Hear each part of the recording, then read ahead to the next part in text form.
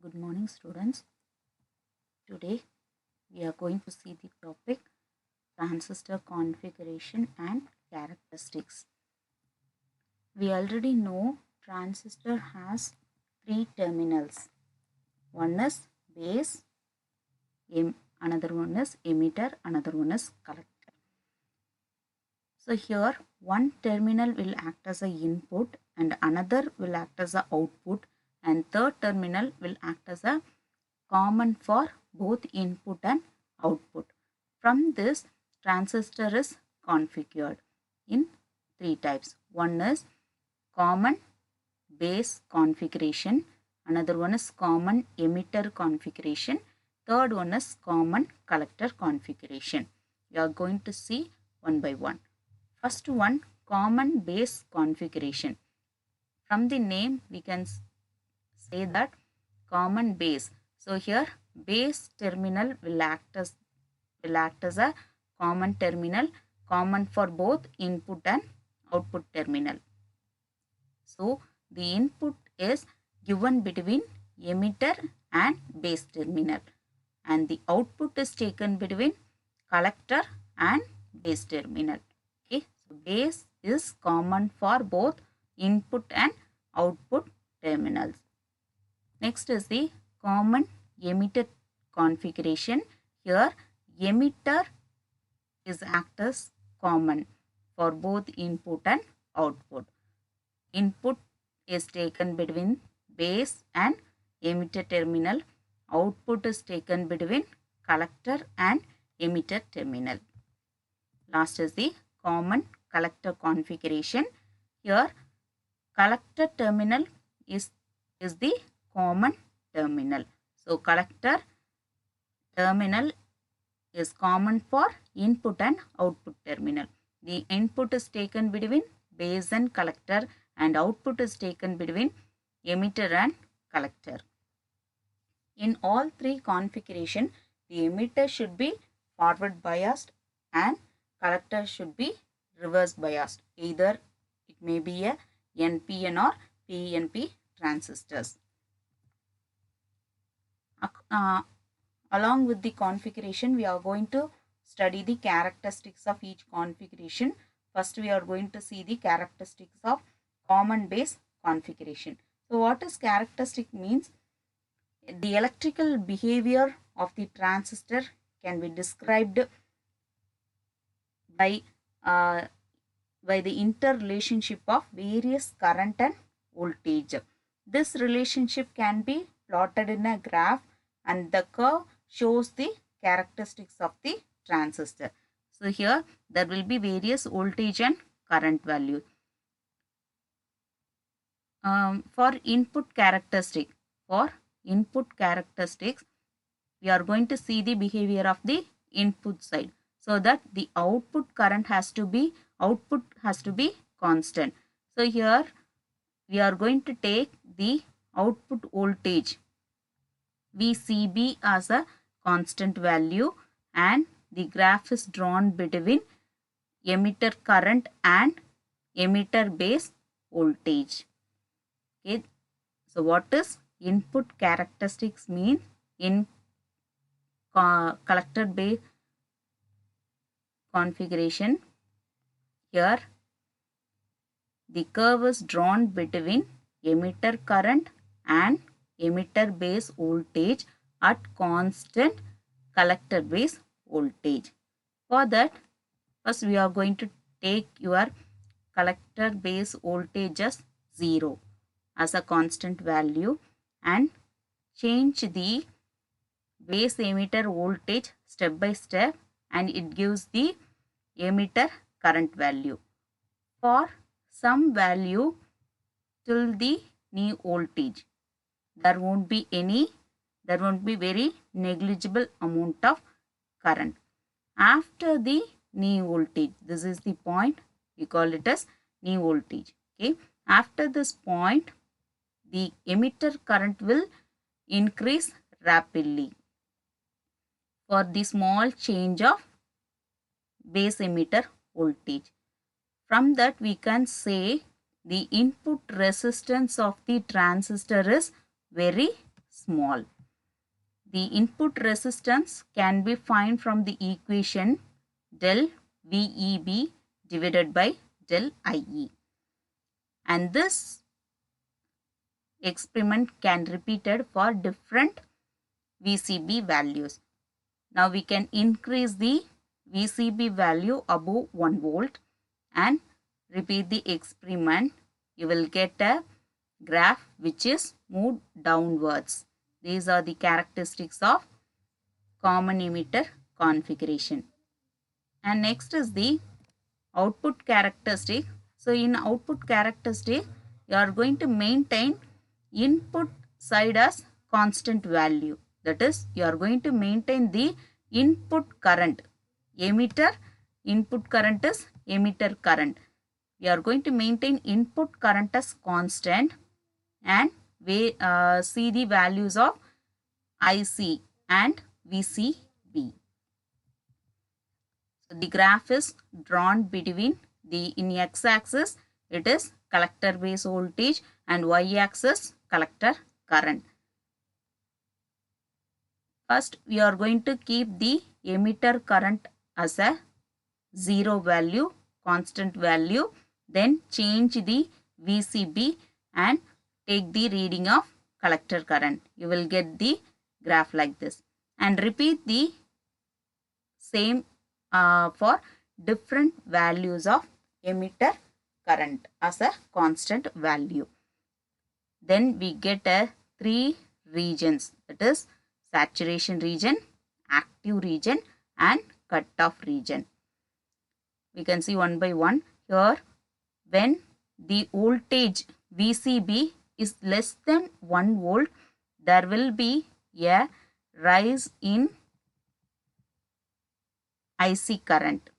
Okay, this region is called saturation region and the transistor is never operated in this region. And then you see here the emitter current is 0. Below that there will be a region that is called cutoff region. There also the transistor is never operated. When we increase the VCB above 1 or 2 volt, 1 to 2 volt, then the current value, collector current value is remain constant for different value of IE. This region is called active region and transistor is always operated in this region. Here we can say the collector current is independent of collector base voltage. It only depends upon the emitter current. Here the output resistance is very high. The output resistance is found from R0 is equal to del VCB divided by del IC. In this configuration, we can calculate the current amplification factor alpha, that is equal to del IC by del IE. Okay, that is output current divided by the input current. Okay, at a constant VCB value. And one more thing, when the emitter current is 0, okay, when emitter current is 0, there is a current, okay, that current, there is a current in the collector region. That current is called collector leakage current. Okay, collector leakage current. This is because of the voltage, okay, we can say the barrier voltage between the collector and base junction. So when emitter is open, there will be a small leakage current in the collector and base terminal. We call it as collector leakage current. So we are having some equations. Collector current is the summation of alpha IE. Okay, whenever the emitter current is passed, it cannot be fully consumed by the collector. Okay, there will be some current flow between the base, so that we can say collector current is equal to alpha into IE plus the leakage current. And we already know another equation, the emitter current is equal to IB plus IC, that is base current plus the collector current. So from this you can substitute this IE here. So you can say IC is equal to alpha IB plus IC B naught. Take IC common, it gives 1 minus alpha. Okay, alpha into IB. So by simplifying this equation, you can get IC is equal to alpha by 1 minus alpha into IB plus ICB naught by 1 minus alpha. Next, we are going to see the characteristics of common emitter configuration. So in common emitter configuration, the common terminal is emitter and input is given between base and emitter. See the diagram here, it is the base region and it is the emitter. So input is given between base and emitter and output is taken between collector and emitter. Okay, the input voltage is VBE, base emitter voltage, and the input current is base current. Output voltage is VCE, collector emitter voltage, and output current is IC, collector current. So what I said, what is input characteristics? You have to make the output voltage as constant. Here output voltage VCE is maintained constant and the curve is drawn between input current, base current versus the input voltage, base emitter voltage. So here you have seen the graph. Can you remember this graph? It is the graph of forward biased characteristics of PN junction diode. Okay, it looks same like that. Okay, so see here, first you are going to maintain your VCE as a constant value as 0 volt. Okay, then vary the VBE and find the base current and draw the graph. For till new voltage, there won't be any current flow. After the new voltage, the current will be increasing for small change in voltage. So you can say the input here, the input resistance is higher than that of the common base configuration. Repeat the experiment for various value of VCE. The input resistance can be found from the equation Ri is equal to del VBE divided by del IB. And the output characteristics, the base current IB is made as constant and the graph is drawn between collector current IC and collector emitter voltage VCE. So VCE is taken in the y-axis, x-axis, and collector current is taken in the y-axis. By plotting the graph for different base current, you will get the characteristics like this. Here also we are having 3 regions: saturation region, cutoff region, and active region. So here the output resistance value can be found from R0 is equal to del VCE by del IC at constant IB. From the graph, we can some points can be noted. So see here, when the VCE value is increased, okay, from the 0 value, the collector current increases rapidly. See, it increases rapidly. Depends upon the base current. Okay, for different base current value, it increases at a different level. Okay, this is called saturation region. Here the transistor is not operated. And next, another point is when your base current, okay, base current is 0. See here, your base current is 0. There is actually a small current flowing. That current is called leakage current. Under this condition, it is the cutoff region. Here also transistor is not operated. And next is the region called active region, when your voltage is further increased. VCE is further increased. The collector current is maintained in a constant value.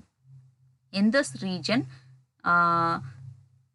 only the transistor is operated, and the current amplification factor, or you can say common emitter current gain value, will be beta is equal to del IC by del IB. And now we said that there is some leakage current. Okay, so we are going to find that leakage current. If your base current, when is the leakage current is there? When IB is equal to 0. When IB is equal to 0, you have seen this equation, okay, where in the previous derivation we have derived that IC is equal to alpha 1 minus alpha IB plus ICBO 1 minus alpha. Here the base current become 0. Okay, so if this becomes 0, then this term is become 0. So IC is equal to ICBO by 1 minus alpha. That is the leakage current. Okay, that is the leakage current we are having. Okay, so we can write that equation as IC is equal to alpha by 1 minus alpha into IB plus that leakage current. Okay, ICEBO. Here this alpha 1 minus alpha can be written as beta. Okay, where beta is equal to alpha 1 minus alpha. I will tell the relationship, how this relationship has obtained in the another slide. Okay, so this is the output characteristics of common emitter configuration. And last configuration is the common collector configuration, CC configuration. So here the common terminal is collector, and input is taken between base and collector. Output is taken between emitter and collector. So you can see the circuit diagram. Here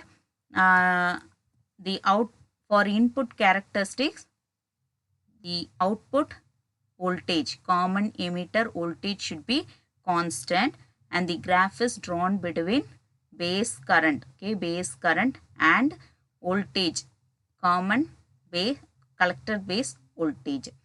So you will get the graph like this. And next is the output characteristics, and in output characteristics, the input current, that is base current, has to be constant, and the graph has to be drawn between emitter current and emitter collector voltage. In this characteristics, we can get the current amplification factor, gamma is equal to del IE by del IB. Next, we are going to see the relationship between alpha and gamma and alpha and beta. Okay, so now we have seen 3 factors in each configuration.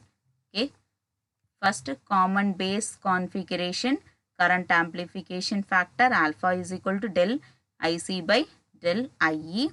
In second one, common emitter configuration, here beta is equal to del IC by del IB.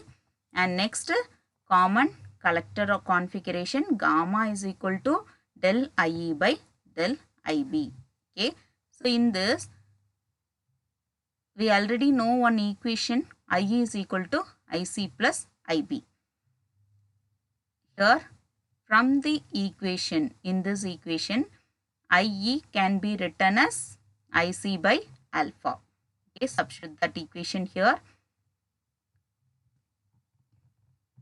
Next one is IC is taken same, and IB from beta equation, IB is equal to IC by beta. Substitute this equation. And now you can take IC as common, and both IC term will get cancelled. So you get 1 by alpha is equal to 1 plus 1 by beta. Now multiply this equation by alpha into beta. Okay, multiply this equation by alpha into beta. Then you will get beta is equal to alpha beta plus alpha. From this alpha beta can alpha is taken as common, then you can say beta plus 1.